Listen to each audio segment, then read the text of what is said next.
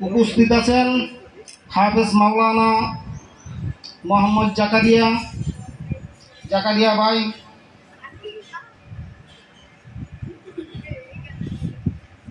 হাফেজ মাওলানা মামুন ভাই, যার কথা না বললেই নয়, তিনি হলেন মাওলানা ওমর ফারুক, যার হাত ধরে এই পর্যন্ত আমি এসেছি। ওলামা দলে এসেছি যার হাত ধরে, সে হলো মাওলানা ওমর ফারুক। সবার প্রতি রইল আমার আন্তরিক সালাম। আসসালামু আলাইকুম রহমতুল্লাহ।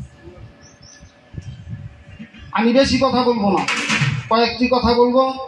সে কথাগুলো হলো, আমরা সারা সোনারগাঁয়ের মধ্যে 10টা ইউনিয়ন, একটা পৌরসভা। এক ইউনিয়নের মেধা এমন 2-3টা পদ দিয়েন না যে ওলামা দলের মেধা বিশৃঙ্খলা সৃষ্টি হয়।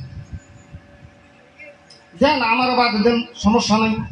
আমার বাদে আরেকটা ইউনিয়নে দেন, যেহেতু 10টা ইউনিয়ন আছে, ইউনিয়ন ছড়ায় বড়াইয়া এইরকমভাবে আপনারা কমিটিটা নিয়োগ করেন যাতে দেন ওলামা দলটা শক্তিশালী হয়।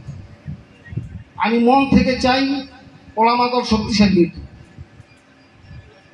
আমি জাকারিয়া ভাই আমার মনের মানুষ, মামুন ভাই আমার মনের মানুষ, অনেক দিন ধরে পরিচয়। আমি মন থেকে বলছি, যেই কোনো পদ্ধতিতে, যেই কোনোভাবে সোনারগাঁয়ের মাটি ওলামাদের গাটি হোক, এটা আমি চাই। তো আমার কথা হলো, সর্বশেষ কথা হলো একটা, সেই কথাটা হলো, ওলামা দল যে শক্তিশালী হয়, প্রত্যেকটা ইউনিয়নের মধ্যে একটা করে পদ যেন দেয়, এই অনুরোধ রেখে আমার বক্তৃতা শেষ করলাম। আসসালামু আলাইকুম।